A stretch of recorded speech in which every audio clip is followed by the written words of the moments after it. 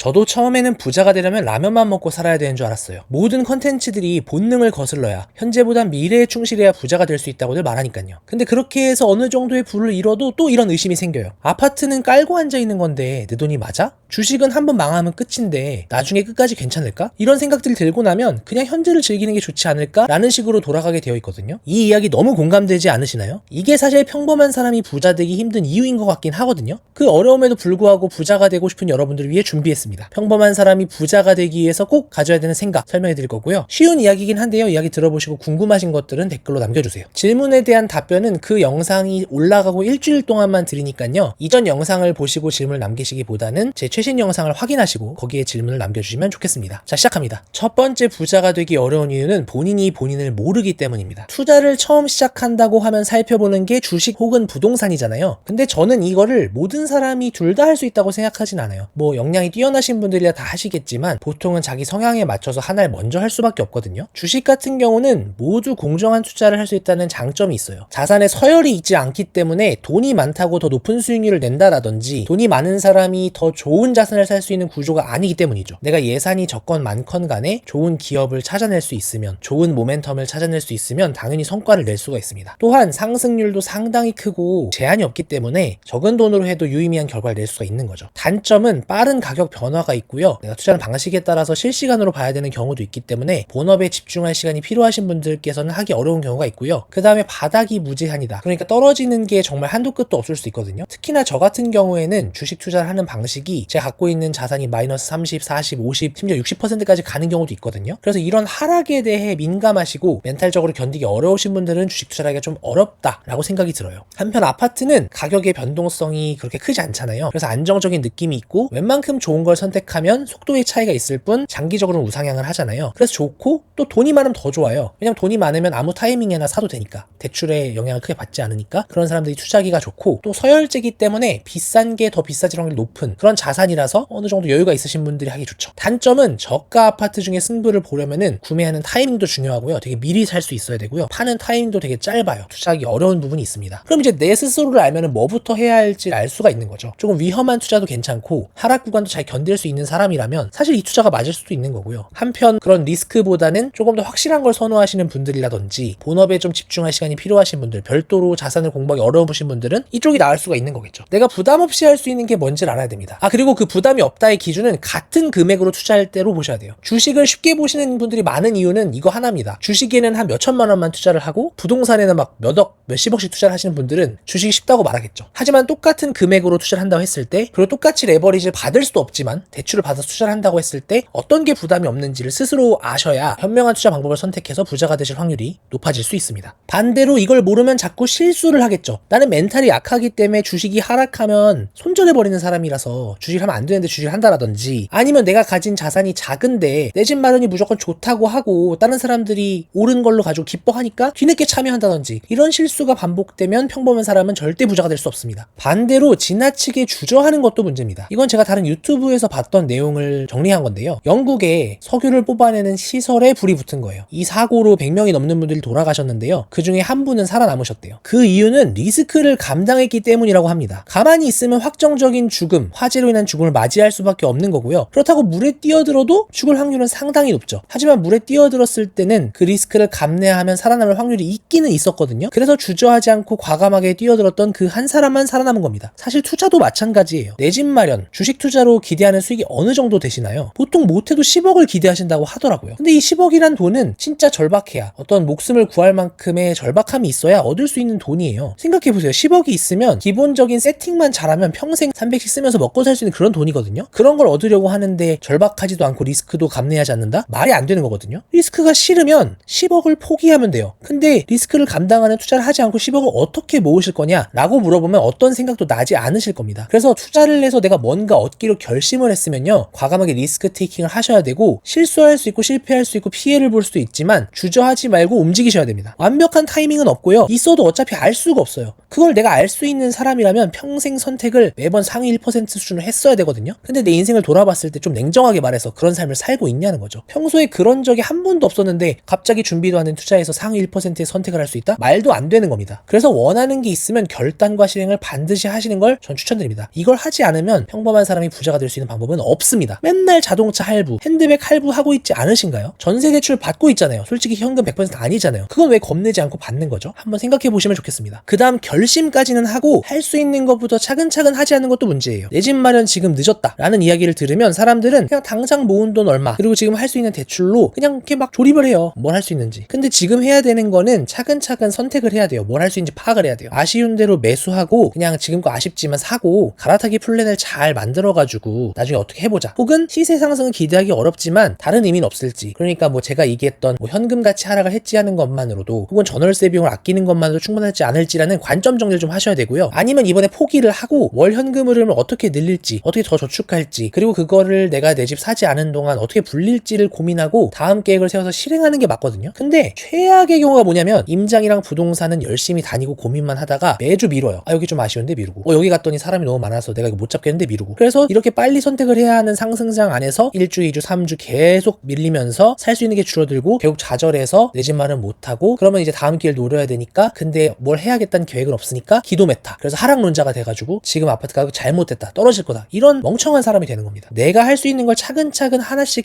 해나가야지만 내가 원하는 걸 얻을 수 있습니다. 그리고 그거 없이는 부자가 될 수 없습니다. 그 다음 리스크를 식별하는 것도 정말 중요합니다. 뭐가 나에게 위험한 건지를 알아야 되고요. 일반적인 사람들 머릿속 리스크는 지금 당장 돈을 잃게 되는 겁니다. 주식에서 조금 더 웃긴 거는 내가 팔기 전까지 돈을 잃은 게 아니거든요. 근데 그냥 그 파란불이 무서워요. 그리고 잘못된 부에 대한 상식 때문에 겪는 문제가 당장 돈을 쓰는 거에 박해져요. 제가 처음에 얘기했잖아요. 라면 먹는 것만이 부자가 되는 길인 줄 알았다고. 하지만 라면 먹고 살지 않아도 돼요. 내가 돈을 쓰는 부분이 장기적으로 나에게 도움이 되기만 한다면 과감한 소비나 지출도 필요한 거거든요. 근데 진짜 리스크는요, 아무것도 안 해서 뒤처지는 겁니다. 우리는 상대평가의 세상에 살고 있어요. 뒤처지는 것 자체가 엄청난 리스크고요. 원화 가치 하락이 해치가 안 되는 것도 리스크입니다. 돈을 엄청나게 찍어내고 있고 우리는 달러 대비 뿐만 아니라 모든 외화 대비 환율이 오르고 있어요. 또 잘못된 걸 사서 감가상각되는 게 가장 큰 리스크입니다. 내가 산 물건들의 대부분은 감가상각이 되고요. 여러분이 제일 좋아하는 남자분들 자동차, 여자분들 명품은 사자마자 30%씩 떨어지는 경우가 대다수입니다. 그리고 새로운 기회를 알지도 못한 채 가만히 있는 거, 가만히 그냥 아무 선택을 안 하면 어떤 기회가 있는지 알 수가 없어요. 앞으로 나가질 못하니까. 이런 게 진짜 리스크인데요. 더 슬픈 건 이게 리스크라는 건 당해봐야 합니다. 아무리 설명해줘도 와닿지가 않아요. 그래서 이거는 길게는 얘기 안 하겠습니다. 그 다음 선형적인 수입에만 의존해서도 절대 부자가 될 수 없습니다. 특히나 다른 사람들도 그렇게 살겠지 하고 착각하는 게 진짜 위험해요. 주변에 대부분 그렇지 않으시겠지만 혹시나 주변에 계신 분이 내가 직접 피땀 흘려서 돈을 벌어야 되지, 그게 아니면 다 의미가 없어라고 하시면 조용히 연락 끊고 손절하시면 되겠습니다. 뭐 아껴서 모아야지? 뭐 1 더하기 1은